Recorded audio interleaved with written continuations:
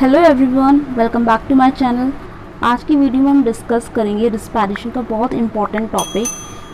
ठीक है, earlier video में लास्ट वीडियो में हमने जो देखा था, हमने ग्लाइकोलिसिस के बारे में डिस्कस करा था। ग्लाइकोलिसिस जो साइकिल थी उसमें एक ग्लूकोज मॉलिक्यूल से दो पायरुविक एसिड फॉर्म हो रहे थे। अब ये जो पायरुविक एसिड फॉर्म होता है इसके क्या फेट हैं? इट हैज़ टू फेट, यानी इसकी किस्मत में दो चीज़ें हैं, या तो ये एरोबिक रिस्पिरेशन में जाएगा या ये एनारोबिक रिस्पिरेशन के अंदर जाएगा। तो पहले हमको पढ़ना है ऐसे ऑर्गेनिजम्स जिनको ऑक्सीजन नहीं चाहिए होती है, या फिर जो एनारोबिक माइक्रो ऑर्गेनिजम्स होते हैं जिनमें एनारोबिक रिस्पिरेशन होता है, उनके अंदर पायरुविक एसिड का क्या होता है। और सेकंड कंडीशन में हम पढ़ेंगे एरोबिक ऑर्गेनिजम्स में जिनमें ऑक्सीजन की ज़रूरत होती है, उनके अंदर एरोबिक रिस्पिरेशन में पायरुविक एसिड के साथ क्या बनता है। तो पहले हम डिस्कस करेंगे एनारोबिक रिस्पिरेशन में क्या होता है, बट उससे पहले हम पुराना रिवाइज कर लेते हैं कि ग्लाइकोलिसिस में हमने क्या पढ़ा था। तो ग्लाइकोलिसिस की ओवरऑल रिएक्शन हमने देखी थी कि एक ग्लूकोज से, मेन जो भी हमको याद रखना है वो ये याद रखना है कि एक ग्लूकोज से दो पायरुविक एसिड फॉर्म हो रहे थे वहाँ पे। ओके, तो ये नेट यहाँ पे 2 ATP का गेन हो रहा था और 2 NADH फॉर्म हो रहे थे, साथ में वाटर मॉलिक्यूल्स जनरेट हुए थे। तो ये थी हमारी ग्लाइकोलिसिस साइकिल, जिसको EMP पाथवे बोलते हैं। ये हमने अर्लियर वीडियो में डिस्कस करा था। और ग्लाइकोलिसिस जो साइकिल होती है, not cycle, it's pathway. Glycolysis जो पाथवे कहाँ परफॉर्म हो रहा था, सेल के किस हिस्से में हो रहा था? तो ये हमारे सेल के साइटोप्लाज्म के अंदर हो रहा था। That is very important, location important है कि कहाँ पे हो रहा था। तो सेल के साइटोप्लाज्म में ग्लाइकोलिसिस साइकिल चलती है। सेल के जो साइटोप्लाज्म है, ग्लाइकोलिसिस के बाद वहाँ पे दो पायरुवेट फॉर्मेशन हो जाता है। इसमें याद रखना है कि जो ग्लूकोज होते हैं, एक ग्लूकोज से दो पायरुविक एसिड फॉर्म होता है, और ग्लूकोज होता है उससे पायरुविक एसिड जो फॉर्म हो रहा है, इसमें कार्बन नंबर भी इंपॉर्टेंट है कि एक ग्लूकोज जो होता है उसमें कार्बन होते हैं 6। तो ग्लूकोज जो होता है 6 कार्बन का कंपाउंड होता है, ये टूट जाता है और टूट के क्या बनाता है, 3 कार्बन के कंपाउंड्स बनाता है। और 3 कार्बन का कंपाउंड क्या होता है, पायरुविक एसिड होता है। तो ये एक पायरुविक एसिड बन गया जिसमें 3 कार्बन है, और ये दूसरा पायरुविक एसिड बन गया जिसमें 3 कार्बन है। तभी हम बोलते हैं कि एक ग्लूकोज से दो पायरुविक एसिड बनते हैं, और दोनों जो पायरुविक एसिड होते हैं इसमें कितने कार्बन होते हैं, इसमें होते हैं कार्बन 3, और ग्लूकोज में होते हैं कार्बन 6। तो ये हमारा रिविजन हो गया प्रीवियस जो हमने पढ़ा था। अब आगे हमको देखना है कि जो पायरुविक एसिड बन चुके हैं, इसके दो मॉलिक्यूल्स अगर एनारोबिक रिस्पिरेशन में जाते हैं तो क्या होता है।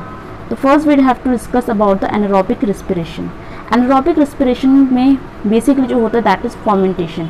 एनारोबिक रिस्पिरेशन को फर्मेंटेशन भी कहा जाता है। This is very major and important point. तो ग्लाइकोलिसिस में क्या था कि ग्लूकोज से, ये ग्लूकोज था और ये हमारा पायरुवेट तैयार हो गया। इतनी रिएक्शन जो थी ये हमने ग्लाइकोलिसिस यानी साइटोप्लाज्म में हमने पढ़ ली थी। तो ये सब कुछ साइटोप्लाज्म के अंदर हो रहा था।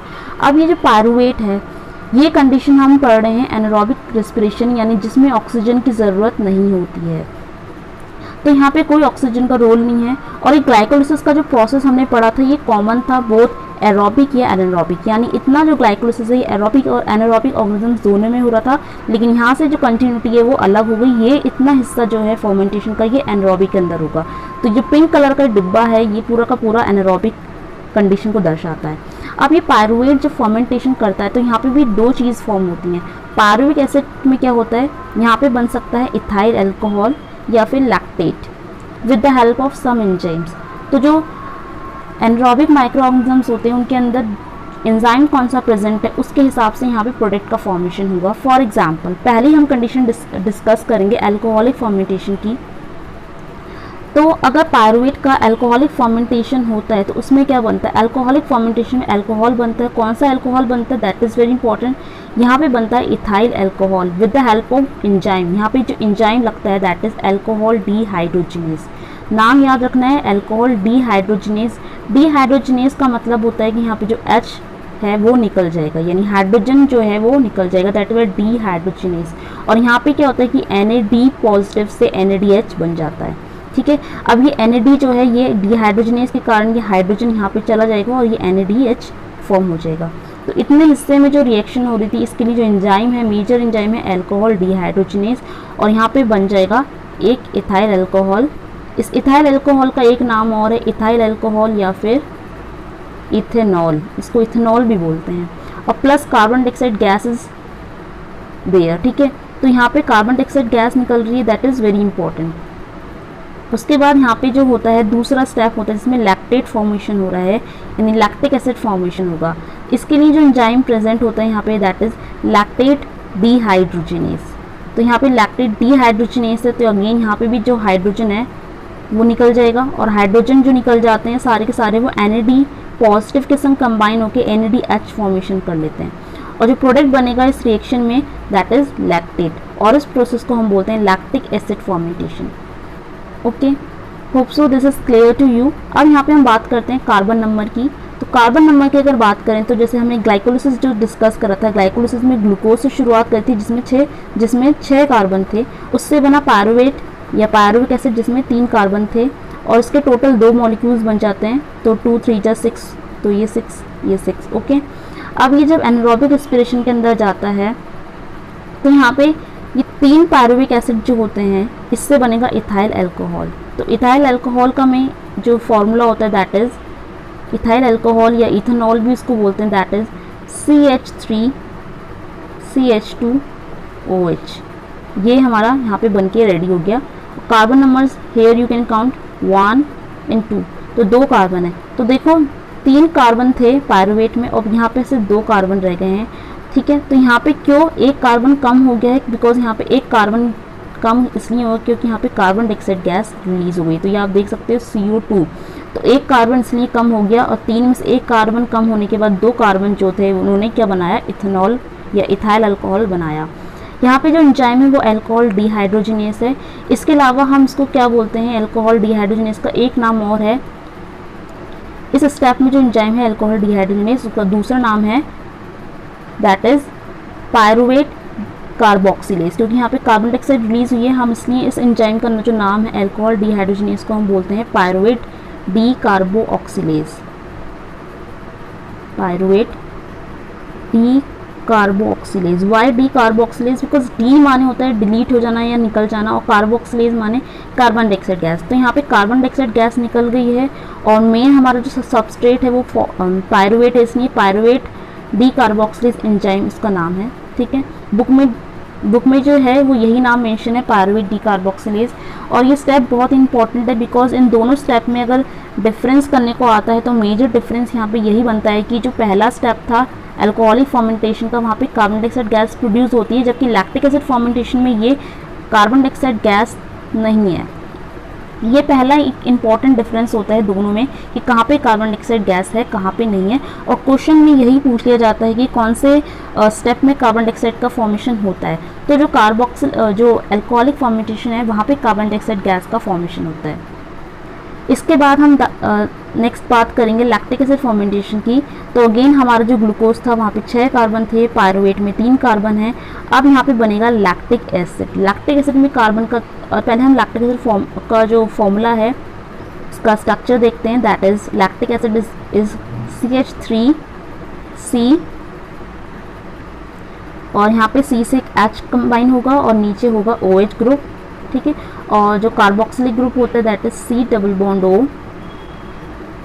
OH, क्योंकि लैक्टिक एसिड है। लैक्टिक एसिड का मतलब ये वाला जो ग्रुप होता है इसमें ये C डबल बॉन्ड O और OH, ये वाला जो ग्रुप होता है इसको हम बोलते हैं कार्बोक्सिलिक ग्रुप। तो ये वाला जो ग्रुप है दैट इज कार्बोक्सिलिक ग्रुप। अब यहाँ पे इसका फॉर्मूला में अगर हम कार्बन काउंट करें तो यहाँ पे जो कार्बन नंबर है दैट इज 1 2 and 3, यहाँ पे 3 कार्बन है, ठीक है। तो यहाँ पे हमारे पायरुवेट में भी 3 कार्बन थे और लैक्टिक एसिड में भी हमारे कार्बन नंबर सेम है, 3 है। तो यहाँ पे कोई कार्बन का कम ज़्यादा नहीं हुआ, सेम एग्जैक्ट वही कार्बन पायरुवेट के ये 3 कार्बन लैक्टिक एसिड में बन गए। तो दैट इज़ वाई यहाँ पे कोई कार्बन डाइऑक्साइड रिलीज नहीं होती है, no CO2 release out in this step. तो यहाँ पे जो मेन क्वेश्चन निकल कर आता है डिफरेंस का वो यही निकल कर आता है कि फर्मेंटेशन में 2 तरह के फर्मेंटेशन है, alcoholic fermentation and lactic acid fermentation, और कौन से टाइप की फर्मेंटेशन में कार्बन डाइऑक्साइड गैस प्रोड्यूस होती है। Your answer will be alcoholic fermentation में कार्बन डाइऑक्साइड गैस निकलती है। रीज़न क्या है वो भी समझ लिया है, क्योंकि पायरुविक एसिड में 3 कार्बन है और इथाइल अल्कोहल तो आपने केमिस्ट्री में पढ़ा होगा मिथ इथ, मिथ यानी एक कार्बन और इथ यानी दो कार्बन। तो जहाँ पे इथ होता है यानी इथेनॉल है, इथाइल अल्कोहल है, वहाँ पे दो कार्बन बनते हैं। तो 3 कार्बन से 2 कार्बन तो हमारे चले गए, यहाँ पे एक बचा हुआ कार्बन कार्बन डाइऑक्साइड गैस में निकल गया। That is why alcoholic fermentation ही वो स्टेप है जहाँ पे कार्बन डाइऑक्साइड गैस बनती है। जबकि लैक्टिक एसिड में क्या होता है कि 3 कार्बन पायरुवेट के हैं, तो लैक्टिक एसिड बनाने में भी 3 कार्बन ही इस्तेमाल होते हैं, बराबर कार्बन है, तो कोई कार्बन यहाँ पे लॉस नहीं होता। That is why lactic acid fermentation में कोई कार्बन डाइऑक्साइड गैस का प्रोडक्शन नहीं होता। तो ये हमारा एनारोबिक रेस्पिरेशन कंप्लीट हुआ। अब नेक्स्ट हमको पढ़ना है एरोबिक रेस्पिरेशन क्या होता है। अब हमने पहले देखा था कि जो पायरुवेट था वो एनारोबिक रेस्पिरेशन में क्या करता है, इसका पहली फेट हमने डिस्कस कर ली। और सेकंड फेट है कि एरोबिक रेस्पिरेशन यानी जो आप में और हम में जितने भी ऐसे ऑर्गेनिज्म जिनको ऑक्सीजन चाहिए जीने के लिए, उन ऑर्गेनिजम्स के अंदर एरोबिक रेस्पिरेशन में क्या प्रोसेस होते हैं, क्या स्टेप रहते हैं। तो यहाँ पे जो ओवरऑल जो ओवरव्यू है ये हम इस फिगर के थ्रू समझते हैं। तो यहाँ पे हमने सबसे पहले डिस्कस करा था कि जो एरोबिक रेस्पिरेशन होता है उसमें होती है ग्लाइकोलिसिस। एरोबिक हो या एनारोबिक दोनों में ग्लाइकोलिसिस तो सेम ही रहेगा। ग्लाइकोलिसिस का मतलब होता है ग्लूकोज का टूटना, और ग्लूकोज का टूटने को ही हम बोलते हैं ग्लाइकोलिसिस, जिसमें ग्लूकोज टूट के क्या बनता है, पायरुवेट बनता है या पायरुविक एसिड, एक ही चीज़ है। तो एक ग्लूकोज टूट के 2 पायरुविक एसिड देगा। इतनी साइकिल हमने पढ़ ली है ग्लाइकोलिसिस की, जो की होती है साइटोप्लाज्म के अंदर या फिर साइटोसोल भी बोलते हैं। और यहाँ पे जो हमारी नेट एटीपी जनरेट हो रही थी वो हमारे 2 एटीपी जनरेट हो रहे थे, और ये 2 एटीपी जनरेट हो रहे थे सबस्ट्रेट लेवल फॉस्फोराइलेशन से। फॉस्फोराइलेशन हमने डिस्कस करा है। फॉस्फोराइलेशन का मतलब होता है जब हम किसी कंपाउंड में फॉस्फेट को ऐड करेंगे, यानी जनरली हम कह सकते हैं एटीपी बनने का जो प्रोसेस होता है, the process of formation of ATP is referred as phosphorylation. तो फॉस्फोराइलेशन जो होता है जनरली एटीपी बनाने की जो प्रक्रिया होती है उसको ही हम बोलते हैं। तो यहाँ पे जो ग्लाइकोलिसिस है इसमें होता है सबस्ट्रेट लेवल फॉस्फोराइलेशन। 3 तरह की फॉस्फोराइलेशन होते हैं, ठीक है, उनको हम आगे नेक्स्ट पार्ट में डिस्कस करेंगे। लेकिन अभी ध्यान रखना है कि ग्लाइकोलिसिस में जो होता है that is substrate level phosphorylation, जिसमें 2 एटीपी तैयार हो जाते हैं, और ये हमारा साइटोप्लाज्म के अंदर हो रहा था। अब यहाँ पे जो पायरुविक एसिड होता है एनारोबिक माइक्रो ऑर्गेनिजम्स के अंदर होगा, अगर होता तो उसका फर्मेंटेशन हो जाता, जो हमने डिस्कस कर लिया है फर्स्ट पार्ट में।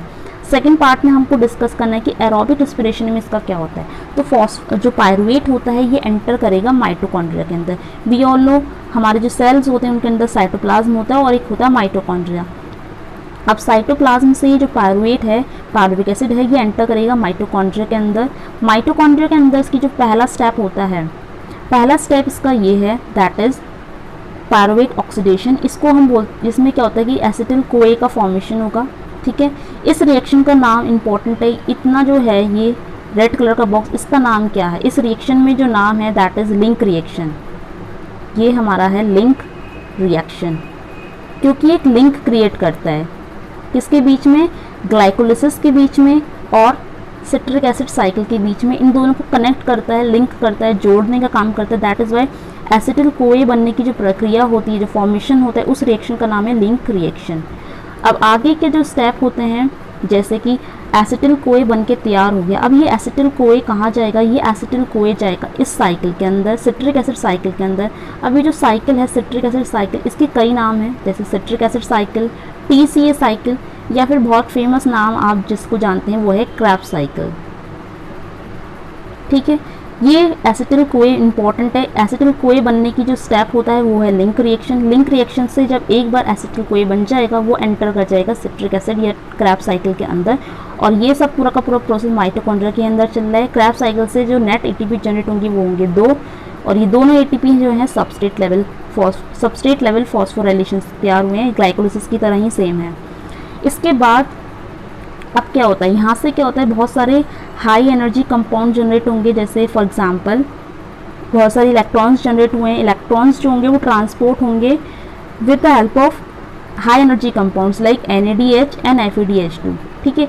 2 यहाँ पे होते हैं NADH और FeDH2, ये दोनों मिलके क्या करते हैं, इलेक्ट्रॉन को ट्रांसपोर्ट करने का काम करेंगे। और देखा जाता है कि जो NADH2 है, NADH उसमें ज़्यादा पावर होती है, ज़्यादा कैपेसिटी होती है इलेक्ट्रॉन्स कैरी करने की एज कम्पेयर टू FeDH2। तो मोस्टली जो क्रेब्स साइकिल के स्टेप होते हैं उसमें NADH ज़्यादा जनरेट होता है, और FeDH जो होता है सिर्फ एक ही स्टेप में जनरेट होगा, जो हम आगे डिस्कस करेंगे।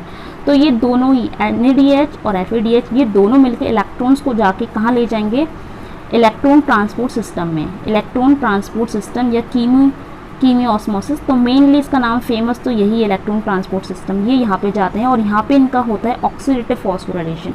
इट इज़ मेंशन, यहाँ पे लिखा है ऑक्सीडेटिव फॉस्फोराइलेशन, और ये 34 ATP जनरेट करके दे देता है।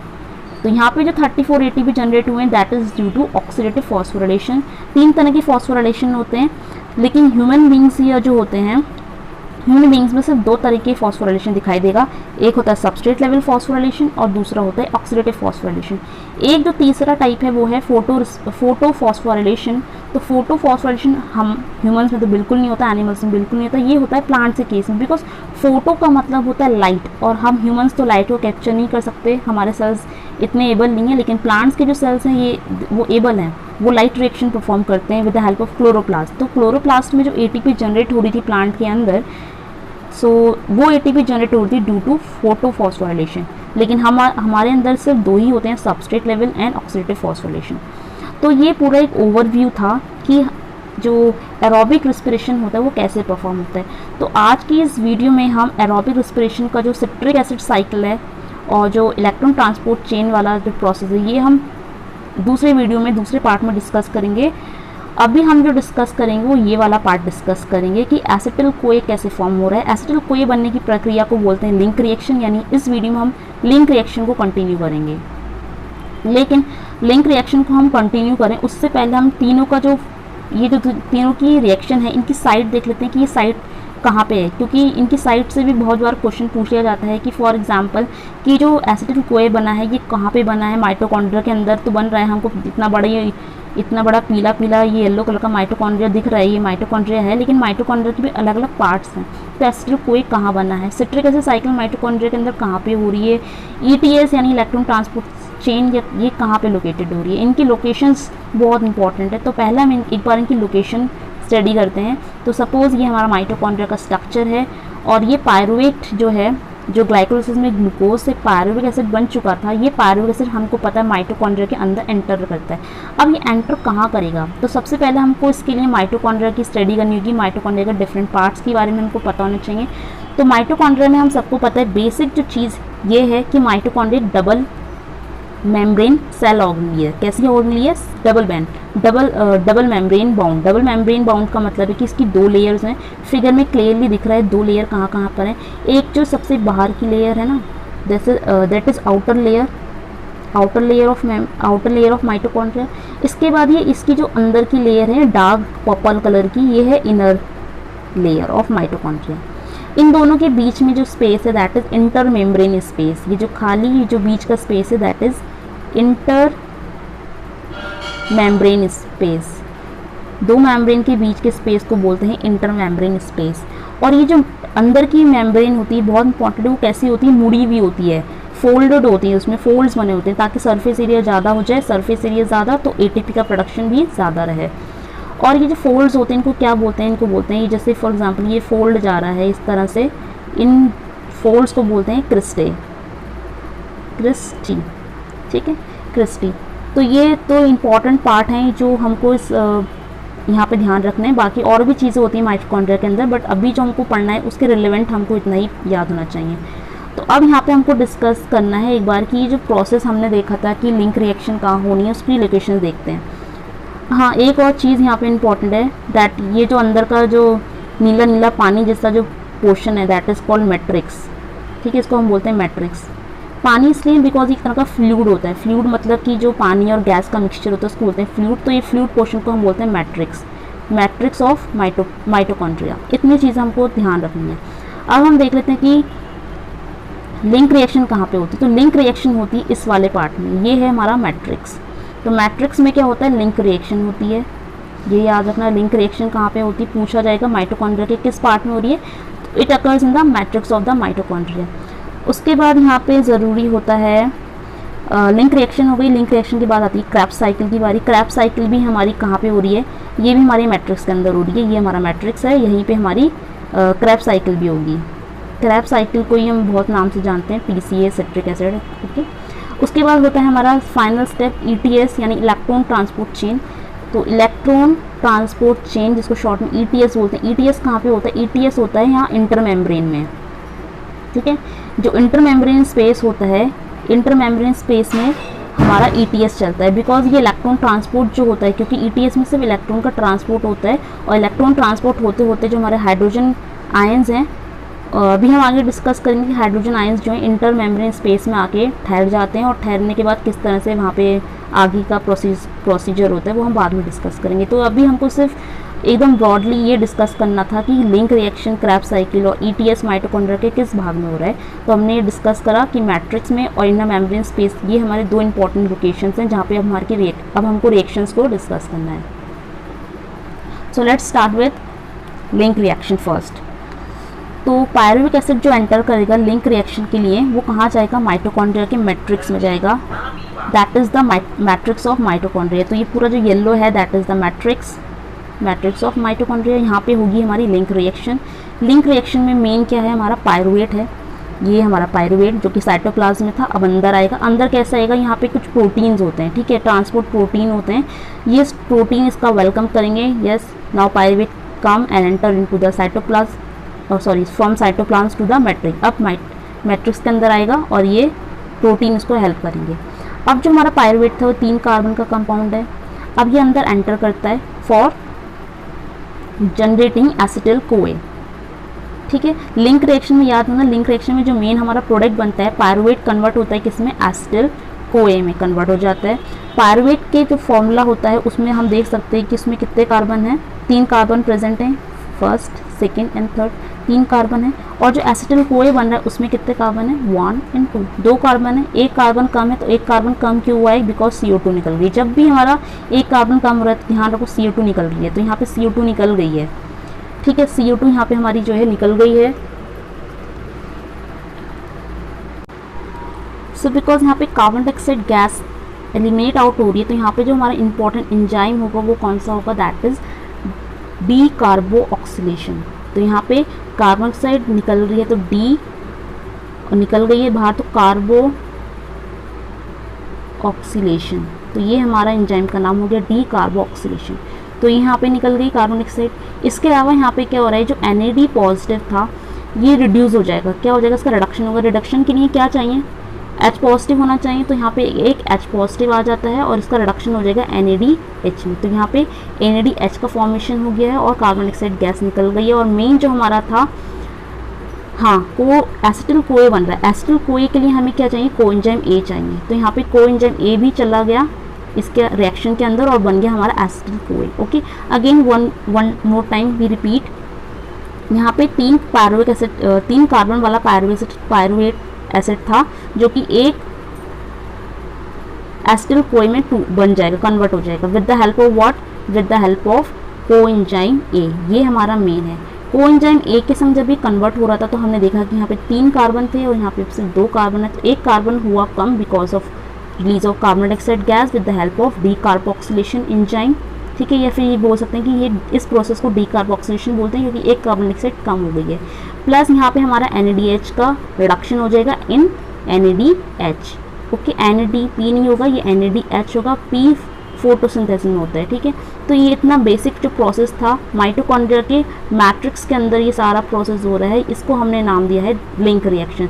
तो ये जो हमने पूरा प्रोसेस डिस्कस करा that is link reaction. Okay, link reaction कहाँ पे हो रहा है? In the matrix of mitochondria. और मेन जो इसका प्रोडक्ट बन रहा है दैट इज एसिटिल कोए with the help of coenzyme A। तो यहाँ पे कोएंजाइम A की हेल्प से हमारा एसिटिल कोए रेडी हो गया। एसिटिल कोए का स्ट्रक्चर ये होता है। ओके, अब यहाँ पे जो रिएक्शन होती है इसका अगर हम बात करें ओवरऑल रिएक्शन की, फॉर एग्जाम्पल अगर हम ओवरऑल रिएक्शन की बात करें कि लिंक रिएक्शन में जो मेन प्रोडक्ट निकल कर आया है वो क्या था, तो उसके मेन प्रोडक्ट्स की बात कर लेते हैं। तो मेन प्रोडक्ट में यहाँ पे क्या था? एक पायरुवेट अंदर एंटर हुआ था, एक हमारा पायरुवेट एसिड था। अभी हम सिंपल एक को ही लेके बात करेंगे। इनफैक्ट हमारे ग्लाइकोलाइसिस से जो बनकर आए थे वो दो पायरुवेट एसिड थे, लेकिन अभी हम एक मॉलिक्यूल के बारे में डिस्कस करेंगे। तो उसके बाद अगर हमको एक के बारे में पता चल जाता है तो हम मल्टीप्लाई करके और भी नंबर ऑफ पायरुवेट एसिड के लिए कैलकुलेट कर सकते हैं। तो एक पायरुवेट एसिड है, उसमें हम ऐड करेंगे कोएंजाइम A। ओके, देन उसमें NAD पॉजिटिव ऐड हुआ था, NAD पॉजिटिव का रिडक्शन होके NADH बन रहा था। इतना हमारा यूज़ हो रहा था, ठीक है। एक pyruvate, coenzyme A and NAD positive मिला के यहाँ से एरो क्या निकला यहाँ से, पायरुवेट कन्वर्ट इनटू एसिटिल कोए, ठीक है। पायरुवेट और कोएंजाइम ए बन के हम मिल के हमारा क्या तैयार हो गया, एसिटिल कोए बन गया, एसिटिल कोए बन गया। देन आफ्टर दैट ये जो NAD पॉजिटिव था इसका रिडक्शन होकर क्या बनेगा, NADH2 ये निकल गया। और एक कार्बन डाइऑक्साइड गैस बाहर निकल रही थी, बिकॉज पायरुवेट में हमारे 3 कार्बन थे और एसिटिल में हमारे 2 कार्बन हैं, तो एक कार्बन कहाँ गया, कार्बन डाइऑक्साइड गैस की फॉर्म में निकल गया। तो ये इसकी ओवरऑल रिएक्शन है, overall reaction of link reaction. अगर आपसे लिखने को आता है कि ओवरऑल रिएक्शन क्या है, तो ये इसका ओवरऑल रिएक्शन है, ठीक है। अब यहाँ पे जो मेन चीज़ क्वेश्चन पुट अप हो सकते हैं वो ये हो सकता है कि यहाँ पे क्या था कि एक पायरुविक एसिड से सिर्फ एक एसिटिल कोए बना रहा है, ठीक है। लेकिन हमको पता है कि हमारे ग्लाइकोलिसिस में 2 पायरुविक एसिड ऐड होते हैं, तो हम इस पूरी रिएक्शन को मल्टीप्लाई कर देंगे 2 से, यानी 2 पायरुविक एसिड अगर होते हैं, अगर हमारे पास 2 पायरुविक एसिड होंगे तो हम क्या कर सकते हैं, तो 2 पायरुविक एसिड हैं, ये हमारे 2 पायरुविक एसिड हैं, तो 2 पायरुविक एसिड क्या देंगे, 2 एसिटिल कोए। 2 pyruvic acid will produce 2 acetyl कोए कंपाउंड। और यहाँ पे क्या होगा कि जो NADH है वो भी क्या होगा, डबल हो जाएगा, ठीक है। तो मेन यहाँ पे NADH तो नहीं, पर ये चीज़ ध्यान रखने वाली बात है कि 2 पायरुविक एसिड से 2 एसिटिल कोए प्रोड्यूस होते हैं। और ये 2 एसिटिल कोए कहाँ से प्रोड्यूस हुए हैं, बिकॉज ऑफ लिंक रिएक्शन। अब ये कहाँ पे एंटर करेंगे, TCA साइकिल के अंदर। और ये TCA साइकिल भी हमारे माइटोकॉन्ड्रिया के मैट्रिक्स में ही होगी, जहाँ पे हमारी लिंक रिएक्शन हो रही थी। ओके, तो इतना होप सो आपको इतना जो क्लियर हो गया होगा। लिंक रिएक्शन में मेन हमारा एसिटिल कोए प्रोड्यूस होता है, और ये एसिटिल कोए कैसे TCA साइकिल में जाएगा ये हम कल कंटिन्यू करेंगे next part of this video में। तो आपको इतना जो है समझ में आ गया होगा कि किस तरह से पायरुविक एसिड कन्वर्ट हुआ एसिटिल कोए, मेन स्टेप्स इसमें क्या होते हैं, कार्बन डाइऑक्साइड रिलीज होती है, ये इसमें मेन क्वेश्चन होता है। और ये उसकी लोकेशन याद करनी होगी, जो तीनों पार्ट्स होते हैं, ठीक है। फॉर एग्जाम्पल कि ग्लाइकोलिसिस कहाँ पे हो रही है, उसकी लोकेशन, इस टाइप के बेसिक क्वेश्चंस एग्जाम्स में पूछ लिए जाते हैं। तो आगे के नेक्स्ट पार्ट के लिए अगर आप चैनल को सब्सक्राइब नहीं करें तो चैनल को सब्सक्राइब करें, और वीडियो अच्छी लग रही तो वीडियो को लाइक करें। Thank you guys for watching this complete video.